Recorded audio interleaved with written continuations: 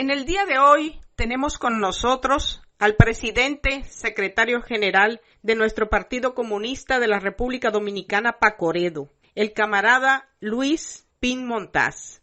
Bienvenido a nuestro programa. Quisiéramos que nos diera un panorama de la situación política, económico-social imperante en el país, en la región y en el mundo. Ante todo, un saludo a radio audiencia de este programa de nuestro partido. La característica del momento actual son muy importantes.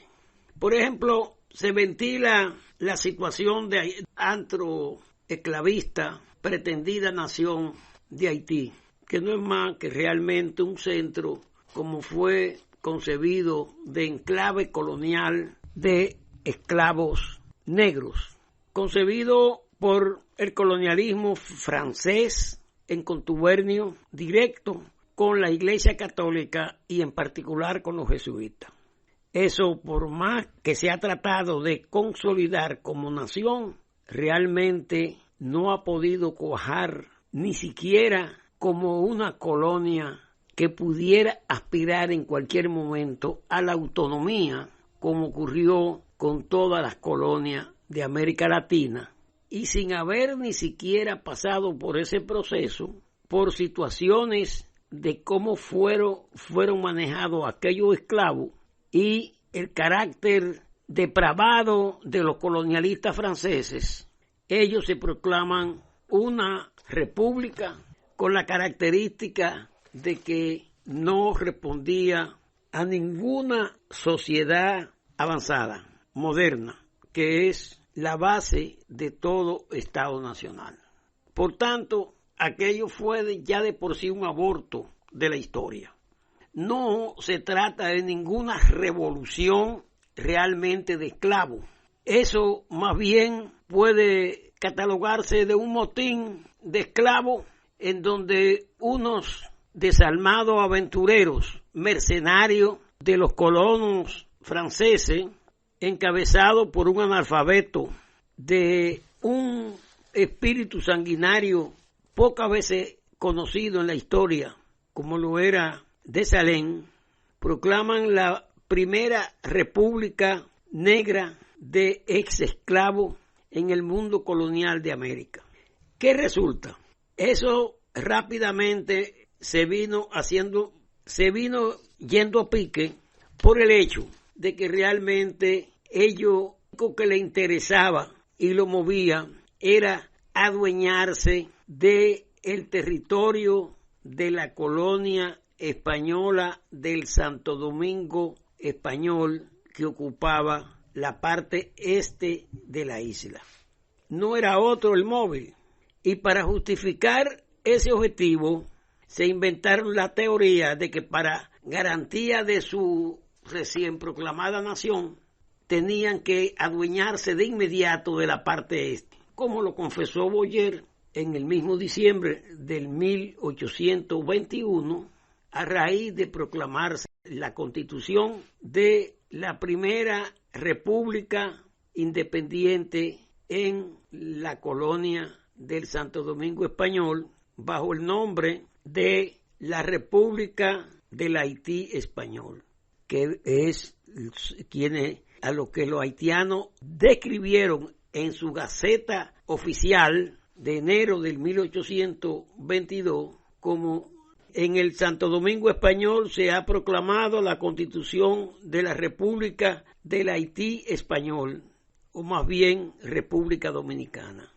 De ahí en adelante, independientemente de todo, quienes articulan la invasión haitiana con Boyer a la cabeza es la Iglesia Católica, que estaba en ese momento, en el 1822, bajo la ignominiosa bandera de la Santa Alianza contrarrevolucionaria, establecida a raíz de la derrota de Napoleón Bonaparte, establecida a raíz de que el Papa Pío VII le dio la legalidad de nuevo al grupo de criminales de la Orden de los Jesuitas.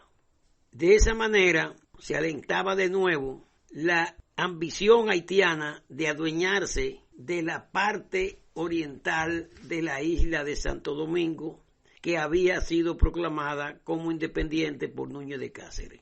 Se arguye que, por ejemplo, fueron dominicanos, que fueron habitantes de la parte norte fronteriza, con centro en Santiago y en la línea noroeste, quienes iniciaron la petición de incorporar la excolonia declarada independiente en la parte oriental como una provincia haitiana. Y son ellos quienes efectivamente envían documentos elaborados por la Iglesia Católica y sus diferentes parroquias, son ellos que le envían a el gobierno haitiano para que invada e impida que aquí se consolide la república proclamada por Núñez de Cáceres. De manera que no fue ninguna población que pidió a los haitianos.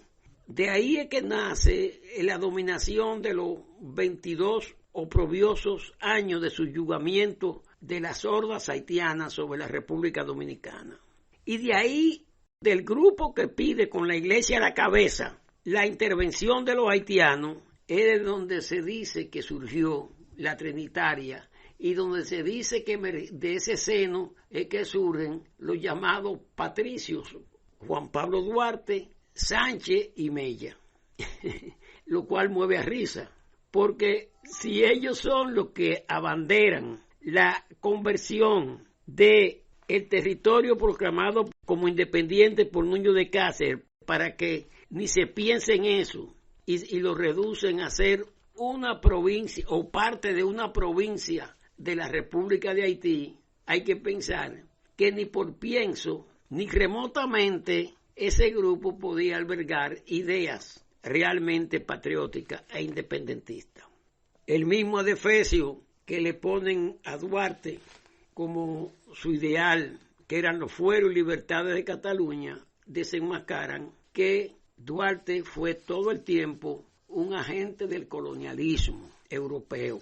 Más aún, la misma bandera que le atribuyen haber hecho la hermana de Sánchez, o la tía de Sánchez, María Trinidad Sánchez, es la bandera, señores, de la entente contrarrevolucionaria de la Iglesia Católica.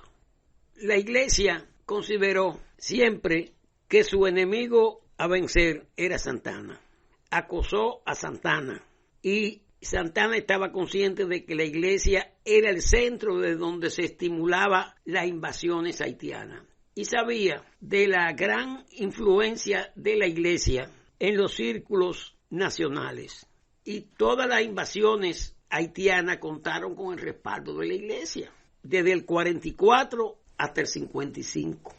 Por eso se pinta, se sataniza a Santana como un verdugo porque fusiló a Sánchez, porque fusiló a los hermanos Puello, porque fusiló a María Trinidad Sánchez y porque asimismo eliminó una serie de colaboradores de la Iglesia y de la Santa Alianza Contrarrevolucionaria.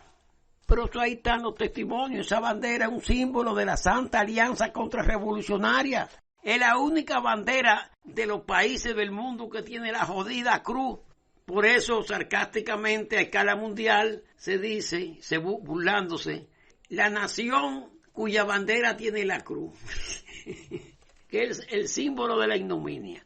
Pues bien, ahora se está hablando de que es necesario estabilizar a Haití para que República Dominicana pueda avanzar. Quiero dejar sentado bien claro una experiencia que se tiene. Mientras Haití tenga esperanza de consolidarse como nación, va a estar conspirando contra la nación dominicana por su sometimiento, por su destrucción, por su subyugamiento. Por esa razón, yo me opongo a que los dominicanos aboguen por estabilidad en Haití. Esa es la burguesía lacaya de la Iglesia que se ha enriquecido con los haitianos y que está pidiendo precisamente estabilizar a Haití para seguirse enriqueciendo de la opresión y la explotación y del desastre de los haitianos. Pero yo soy tajantemente opuesto a que se piense en estabilizar a Haití y que para que aquí haya progreso y estabilidad. Si se estabiliza Haití en una mínima proporción, los problemas en República Dominicana con los haitianos van a acrecentarse. Los problemas con los haitianos se amortiguan cuando Haití está en descomposición. Y si se descompusiera y desapareciera, bienvenido sea. Que no se engañen. Eso de que los haitianos son solidarios, no hay una fiera peor que los haitianos, sobre todo respecto a los dominicanos. Ahí están los crímenes que ellos cometen alevosamente y van y se refugian en Haití. Y las autoridades haitianas son que los protegen. No se engañen. El pueblo dominicano debe abandonar la idea de que ser solidario con Haití. Que abandonen esa idea perniciosa de la iglesia y de los colonialistas. Sobre todo ahora que los colonialistas le han dado patente de corso al vandalismo en Haití. Que los dominicanos se forren la idea de que la defensa con respecto a Haití depende de nuestro convencimiento de ser una patria libre y soberana, independientemente del salvajismo primitivo africano de los haitianos. Los dominicanos no somos afrodescendientes, eso lo han inventado los cubanos y los venezolanos. Como bien demuestra la historia y los análisis biológicos, el mestizaje básico de la dominicanidad primaria es de españoles con indígenas. Y es 30 o 40 años después de inaugurarse ese mestizaje que hacen actos de presencia en el territorio de la colonia española los negros africanos. En Haití pasa lo contrario, es un enclave de negros africanos. Ellos mismos lo reconocen en sus textos. El mismo Praimar, ese farsante historiador, así lo establece y lo reconoce. El 92% de los haitianos pertenecen a la raza negra africana. Ellos dicen a la raza etíope, aunque no es verdad, porque ahí hay por lo menos 13 tribus, entre ellas tribus antropófagas, o sea, tribus de caníbales que nutrieron el grueso de el enclave de haitianos que era el Saint-Domingue, o sea, el Santo Domingo francés. Bien, por ese lado yo no quiero extenderme más y con esto doy continuidad a el trabajo que publicamos la pasada semana respecto a la falacia de María Filomena González Canalda y la manipulación que llevó a cabo el gordo revisionista, renegado y traidor José Israel Cuello a través de su hijo Federico Cuello, que parten de la interpretación antojadiza, subjetiva y colonialista de Praimar, que es la principal figura intelectual o pseudointelectual de Haití.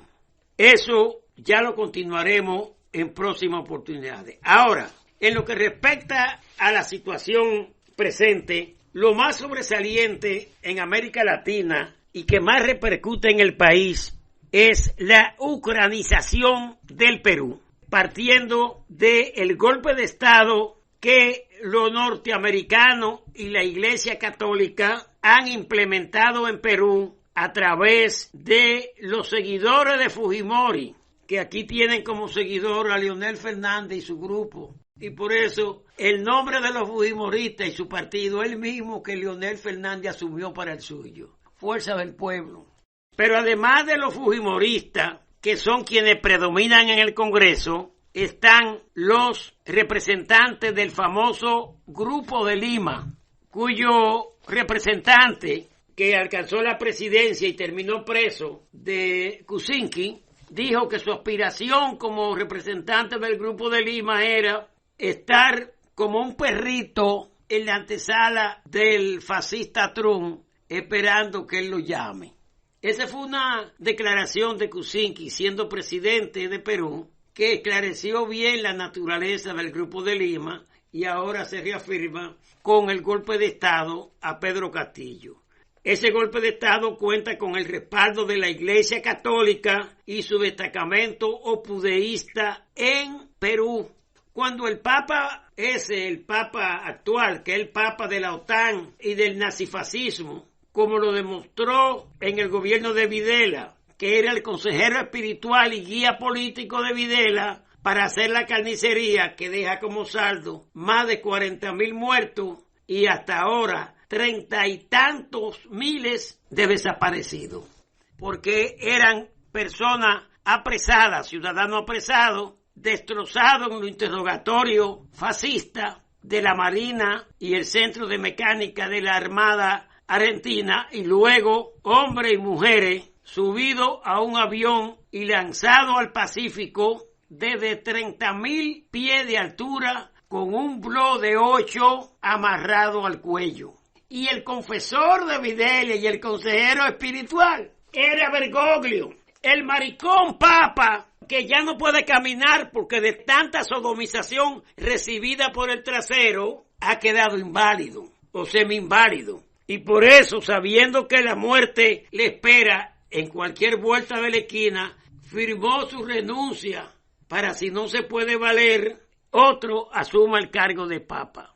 En ese contexto, la ucranización del Perú da un mensaje claro y contundente. Quienes están detrás de la Boluarte y de los fujimoristas es el imperialismo norteamericano. La embajadora norteamericana en Perú, como se ha difundido en la opinión pública internacional, es quien maneja el gobierno, e incluso usando al asesor de Fujimori condenado a cadena perpetua por los crímenes de lesa humanidad, Montesino, que guarda prisión. Y desde la prisión es el consultor de la embajadora norteamericana. Y es la consultora de la Boluarte y en particular del asesor del principal cabecilla del gabinete de facto de la Boluarte. Pues bien, hace como un mes o 3 semanas me llegó a la mano el informe de la agencia de prensa internacional inglesa, la Reuters, donde decía que el señor Pedro Castillo, expresidente del Perú, decía, hoy es respaldado por unos 1.000, óigase bien, por unos 1.000 seguidores que crean disturbio tomando los aeropuertos. Y que por tanto la Fuerza Armada peruana y el gobierno instalado en lugar de Pedro Castillo, no es gobierno de facto, no es la autodesignada como presidente, la Boluarte, sino el gobierno, tiene que actuar contra esos 1.000 manifestantes seguidores de Pedro Castillo. Hoy en día van cerca de 100 muertos, los desaparecidos son otros tantos, los crímenes de las Fuerzas Armadas han provocado que el ministro de Agricultura del Perú renuncie, por cuanto el dictamen forense indica que los 48 muertos, casi en su totalidad, todos han sido muertos con balas de las Fuerzas Armadas peruanas y con disparos hechos a quemarropa. Y que por tanto, él, que es un profesional de la economía agrícola, no se va a hacer corresponsable de crímenes de lesa humanidad. Y renunció y pidió que se cumpliera el decreto de Pedro Castillo antes de decirse que fue depuesto, que es que se hagan elecciones rápidamente, lo más pronto posible, en un plazo no mayor de 3 meses. Que Pedro Castillo no aspira a ser reelecto. Ahora bien, ¿qué es lo que hay aquí de por medio? Aquí de por medio, lo que se ve bien claro, que se trata de un paso más de la aventura del imperialismo norteamericano y su monopolio, como la que llevan a cabo en Ucrania. Porque se debe saber que la guerra que los rusos libran en Ucrania no es contra los ucranianos, es contra la OTAN y el imperialismo norteamericano y su secundamiento por los países imperialistas colonialistas de la Unión Europea. Por ejemplo, el secretario de Defensa o el ministro de Defensa ucraniano dijo en un momento de desfachatez que los ucranianos están dispuestos a poner la sangre, y el gobierno de Zelensky, a poner la sangre y los muertos, pero que la OTAN, Estados Unidos y la Unión Europea pongan el dinero y las armas. O sea, allí no se está peleando contra un ejército ucraniano. Lo que hay de ejército ucraniano son grupos de mercenarios y por otra parte fuerzas directamente de la OTAN, con armamento suministrado por la OTAN. Los misiles que lanzan sobre las escuelas y los hospitales en el Donetsk, que son las nuevas repúblicas rusas, son misiles fabricados en Estados Unidos, en Francia, en Inglaterra. Son misiles que nos suministra la OTAN. ¿Con quién pelea Rusia y el ejército ruso? Es contra la OTAN y es contra Estados Unidos. Por eso hablamos en el Perú de ucranización. Pero este fenómeno de la ucranización y de la injerencia norteamericana y de sus países títeres de la Unión Europea es muy significativo. Por ejemplo, a principios del siglo se llevó a cabo un proceso mediante el cual Kosovo, que es una provincia de la República de Serbia, se le arrancó a Serbia y la OTAN y la Unión Europea, Estados Unidos, se la entregaron a unos mercenarios albaneses, Kosovo. Recuerdo ahora que un adalí defensor de esa acción de invasión, de saqueo y repartición de una república, lo fue el maricón, o sea, un sujeto que menstrua, Rafael Chalhú Mejía, que he presentado por otro de la espécimen de la misma naturaleza que José Miguel Soto Jiménez, como un hombre serio. Yo quiero saber si es un hombre coherente, un crápula que defiende los crímenes de la OTAN en la provincia serbia de Kosovo para montar un enclave de mercenarios, agentes de la OTAN, como es lo que es hoy en día Kosovo. Y precisamente aquí se hizo la acusación en el país de que el programa de Kosovo era el programa de los haitianos para República Dominicana. ¿Cómo es que Soto Jiménez dice que don Chalhú Mejía es un hombre serio y coherente? Es un maricón igual que Soto Jiménez. Y por eso, porque son parte del enclave de maricones LGTB que formó Joaquín Balaguer, esa sabandía y alimaña, es que él defiende a Chalhú, porque son de la misma calaña, como es el caso de el títere maricón presidente de Chile, Boric. Señores, el que cree en maricón no merece estar vivo. Camarada Luis Montaz, se nos han quedado muchos temas por tratar. Quisiéramos poder contar con usted de nuevo la próxima semana. Lo esperamos.